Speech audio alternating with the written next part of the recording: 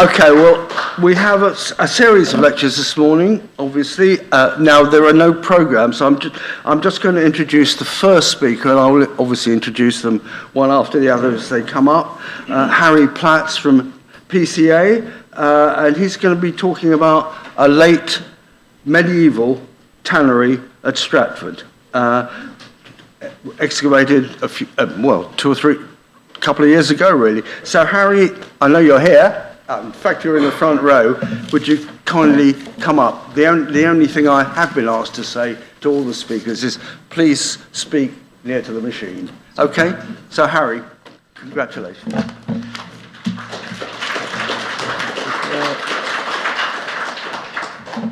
Oh, thank you so much. Thank you for inviting me to kickstart these year's talks. I've got a very nice little site to hopefully get us all warmed up for this year's lectures. So we're travelling a few kilometres north over in Stratford, where we think we might have found a late medieval Tudor period tannery.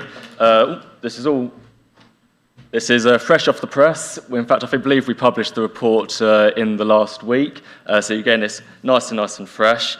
It is hopefully quite a nice little site with lots of good archaeology and some unusual goodies, which I will show you towards the end. For starters, we have this lovely cast bronze lady, who we can see here, quite small, probably some sort of attachment, who appears to date from the earliest phase of our site here in Stratford, around the 14th century. And while the majority of the archaeology does date to the late medieval, early post-medieval period, we do have a full story of the last 700 years, which I'll be going through today. Next. Obviously, if you think about Stratford now, we're talking Westfield, Olympic Park, tower blocks. Needless to say that for the majority of the last millennium, it was nothing as such. Stratford, we are about 5 kilometres east of the City of London. Stratford was a rural settlement, linear in shape, clearly developing along the roadside.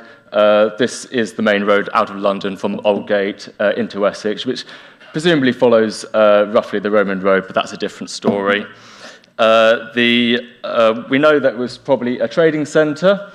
In fact, we have documents that it was probably the place of the manure markets of West Ham, which is just down here. I'm not sure this laser's working, but you can see West Ham down there. It was probably also the mercantile arm of the Cistercians at Stratford Langthorne Abbey, and you can see right at the bottom of the page we have West Ham Abbey as it's labelled, but that is roughly the site of the abbey there. The location of the market was probably a bit further up the road from our site, where the street widens. In fact, our site was probably very much on the periphery. We're right next to the Stratford and Bow marshes, which would have dominated this part of the Lee Valley for much of the area's history. The river you can see running past the site was the Channelsea River, which is one of the various offshoots of the River Lee as it approaches the River Thames. In addition to a market, we do know that Stratford was a major butchery site. This appears to be the result of laws which for a while prohibited the slaughter of large animals within the City of London, and that would have meant that Stratford would have probably got the catchment of much of the east of England. This in turn would have given rise to lots of secondary industries involving animal products, the most prominent of which would have been tanning. And we do have some documentary evidence that Stratford was providing the City of London with leather in the late medieval, post-medieval period, but the archaeological evidence for Stratford as a tanning site has so far been elusive until now. So, as I said, we're on the Stratford Bone Marshes next to the Channelsea River. Click next. So to locate us in the modern landscape, we are just outside the station on the Stratford town side. If you just turn to the south, we are down by the DLR tracks. Again, probably on the periphery of the old town. Despite this, we did have some indication that there would be archaeology here because my colleague Shane Mayer excavated the site next door about 10 years ago. That is the BDY14 site of Broadway Chambers. Here Shane actually got some prehistoric archaeology, but by far the densest period was the Middle Ages, where as you can see you've got a number of pits, post holes, ditches, a metalled road surface, evidence of some structures, clearly evidence of settlement. However, a lot of this predates the sort of the medieval phase we had on our site. This is very much the 11th or 12th centuries, whereas our site seems to have picked up in the 14th century. In fact, by the time we get to the 14th, 15th centuries on Shane's site, activity seems to have declined. So therefore, our site appears to very much have been outside the medieval settlement. And yet, at this time we get our first potential tanning pits. I just want to run through briefly kind of the whole leather-making process and highlight some of the archaeological evidence that we can probably expect. I've got lifted this mainly from Roy Thompson's work, his sort of description. So this is a very, very quick overview, and there would have definitely been variations in the process. But essentially, the role of the tanner was to take your raw leather, your hide, still covered with fats and furs and crap, and then just transfer it to the crust leather, which can be then sold to the leather worker on the market. The first task would have been to remove all the excess appendages, things like the horn cores and the hooves. So having these hooves on these horn cores on archaeological sites is one of the primary indicators we can expect. The next job would have been to wash the hides, usually done in a local river, and of course we have the Channel Sea right next door to the site. Next, the hides were chemically loosened in order to make the scraping off of all the excess materials much easier. This was usually done by soaking it into a strong alkaline solution, whose common components were bird droppings and dog muck. So very lovely. And this is actually where environmental archaeology really came into our site. And we've got Jane Wheeler here somewhere on our site who wrote our report. We found in the soil samples lots of echistoma eggs, which is the eggs of a type of parasite that specifically resides in dog's feces. So very much a good indicator for this sort of process. So after being soaked in dog muck, the hides were thrown onto a beam and scraped to get all the excess fats and furs and flesh off. After this, these were then soaked through a series of pits in tanning liquors until these liquors were properly soaked in. These were usually moved through a series of pits, as you can see in the middle image at the bottom there, until they reached the tanner's satisfaction. After about a month of these were then usually submerged in a new series of pits, along with masses and masses of oak bark. Now, oak bark was so important to the tanners that that is where the surname Barker comes from. But of course, they weren't going to be named after the dog muck, were they? So after about 18 months of this, or a year, these were then hung up to dry, and then you have the crust leather, which could then be sold onto the market. So onto our phase. So this is our late medieval phase, and by about the 14th or 15th centuries, we do have a good cluster of large pits, especially in the eastern area of the site. And indeed, many of these did contain a lot of the indicators I've just highlighted, namely horn core fragments, these echistoma eggs, the parasite, and also oak bark. However, it's very much in the 15th century, the late 15th and the 16th century, that this operation seemed to be really upscaled to make this tanning industry viable. Some of the largest features in the site, 2 large ponds were excavated through the middle of this area. This may have been partly to drain the site, which is obviously right by the river, probably do some sort of control of water, providing a reserve of water, because of course this industry would have used a lot of it. In the southern area of the site, we had a couple of large pits, including the remnants of some wood lining, probably some sort of large tank. We also had in the eastern area this row of circular wood-lined pits, which theoretically could have been the sort of thing which the hides could have been moved through a series of liquors, as described just now. Finally, in the far western end of the site, we have this series of rows of linear features. You can see it in the bottom of the slide here. And these were full of masses and masses of oak bark. These features are quite unusual, but they do sound a lot like what Roy Thompson calls layer pits or layer-ways, and this is essentially when you have loads of oak bark, you then layer the hides on top, coupled with more oak bark. These were left to submerge, and that is how you end up with your crust lever at the end. The fact you've got a particular area, a region of the site, shows that there's clearly some sort of division of space going on here. Actually, just change that there. So there we are, a layerway like there. But there's clearly other sort of indications that the site was divided up. For example, the vast majority of the baiting indicated these parasitic eggs that were found in features in the southern end of the site, which makes perfect sense because we are furthest away from Stratford, but also closest to the river. So clearly removed from all the smells of the dog poo. We also have potential boundary ditches running through the site. So it could be that this is actually multiple tanneries divided up, or it could be different stages of the process taking place at different areas. Either way, there seems to be some sort of clear concerted effort to reclaim this rather wet riverine landscape to create a quite large industry. The site was not static and underwent clear visible changes. For example, the ponds I mentioned were backfilled at some point, and one of them was capped by this rather compact horn core layer, the purpose of which is a bit unclear, but it might well have been just to consolidate the ground on top of the former pond in order that this could then be used as a workspace. I should also mention that almost all the large horn cores on the site came from this particular layer, so that also shows some sort of control via waste management. I think there's a good chance that the site was probably abandoned in the mid-16th century. A couple of reasons for this. First of all, the majority of the finds assemblages can very much be refined to the late 15th, early 16th century, with very little material categorically dating to the later half of the 16th century. Also, a lot of the large features also had this capping deposit, a very much kind of a silty alluvial sealing a lot of the pits, which probably existed as a layer running across the site. So it does seem at some point the site was abandoned and the floodplains was allowed to take over. Why this happened?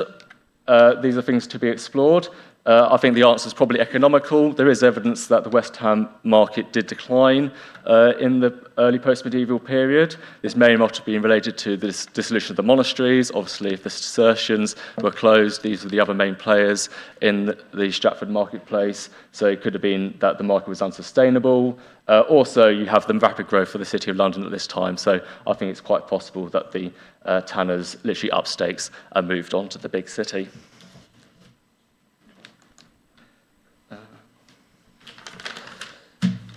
So moving on to the 16th and 17th centuries, the majority of features were located here in the southeast corner. There was evidence of quarrying going on, also pits with some lime mortar. Some of the lime mortar was probably associated with the early tanning phase, but I think this might be more towards probably the building developments going along the Stratford Broadway at the time. We do have two rather large features of intrigue, which are these two strange linear things poking out of the southern LOE of the site, both of which contain timber revetments, the best surviving of which are the ones on the east side, which have sawn planks, upright supports, and also this built-in board log drain pipe running into it. What could these be? A little bit unsure, but one of the main suggestions proposed by Damien Goodburn, obviously the great timber specialist, is that these could be docking inlets for small barges coming up the Channel Sea, docking into Stratford. I think it's quite possible that the one on the east side, the west side even, could be an earlier late 17th century version, which was then dismantled and then reconstructed on the east side, and hence that's why the timbers are much better surviving on this side. If these are docking inlets, then they don't go directly into the Channel Sea, which is obviously over there. However, it is possible there could have been some sort of artificial offshoot running off the river, such of which are known to have existed. We don't know if there was one here. However, we do have on this on 1821 Clayton map this rather intriguing little offshoot here of some sort of linear property boundary, which I raised my eyebrows up. Who knows? Could it be an artificial offshoot? Maybe one day we'll get to excavate it to find out. There is some circumstantial evidence to support this, however, namely the large amount of dating material which we discovered in these docking inlets. So I think the chronology is that the western one was probably constructed in the 1670s, backfilled in the 1730s, replaced by dock inlet 2, and then this second dock inlet was backfilled in probably around the 1770s, and this would have been in the wake of the River Lee Navigation Act, which basically imposed a series of changes to the East London waterways, the most major of which would have been the creation of the Hackney Cut from Lee Bridge down to Old Ford. Now, of course, this would have massively improved connections to the Thames Riverside, as we're here now, but of course appears to have bypassed Stratford entirely. So it could well be that at this point the Chelsea River did become unnavigable, and therefore that is why our structures closed. But of course, Stratford wasn't entirely left behind. Within 70 years, the railways did appear in the area, and thus we get the beginnings of Stratford as the modern industrial suburb that we know today. I think that one of the main kind of elements throughout this site is its relationships with the waterways. It was obviously a very, very wet site, and probably for a large part uninhabitable. We certainly don't think there's any reason anyone lived on the site until the late Victorian period, for which time the rivers were canalised and the ground level was probably raised by about 2 metres.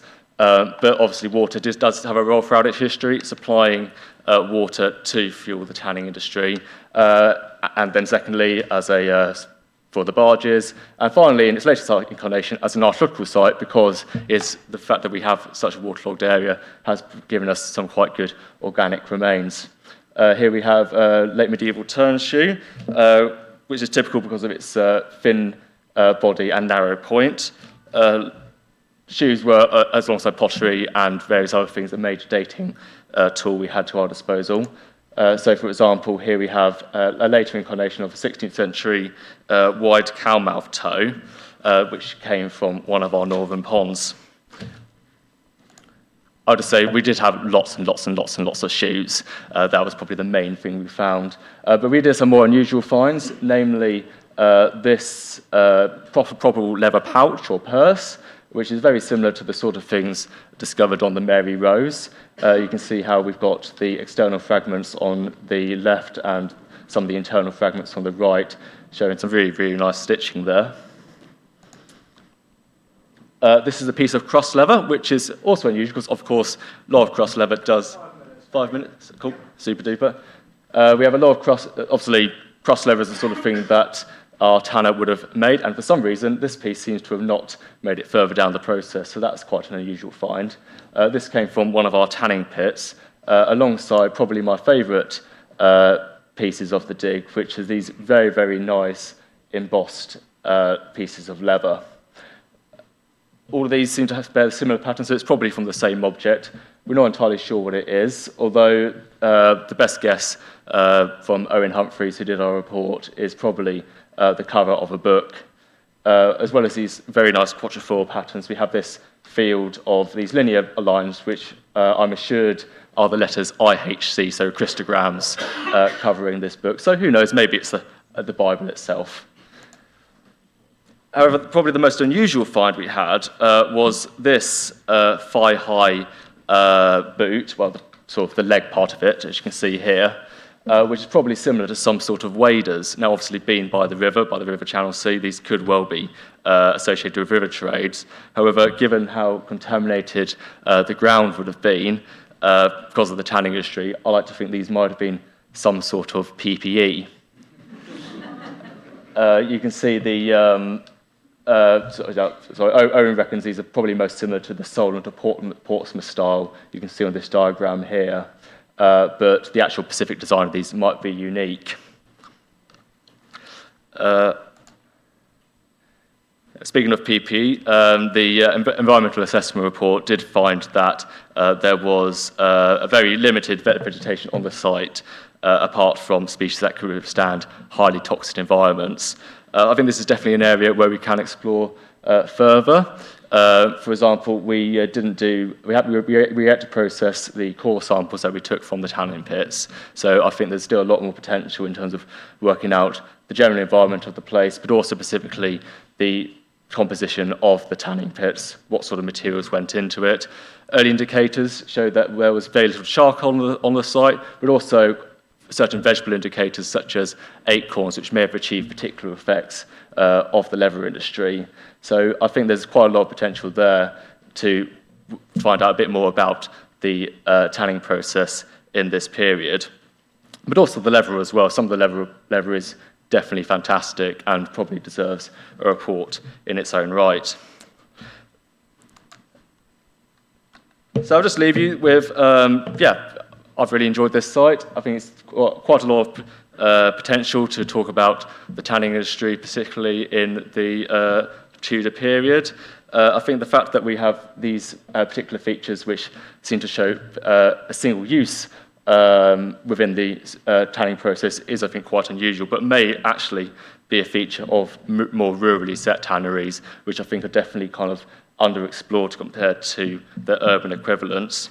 Obviously, locally speaking, we do have now evidence of Stratford's lost tanning industry, and I think, and overall, this site, although it was very much on the periphery of Stratford, does give quite a good lens for the town's fortunes over the course of the late medieval and post-medieval periods. So that's it. Thank you so much. I'll hand over to the next speaker.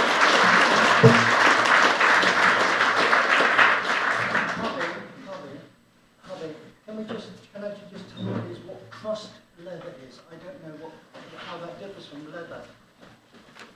Thanks. Sorry.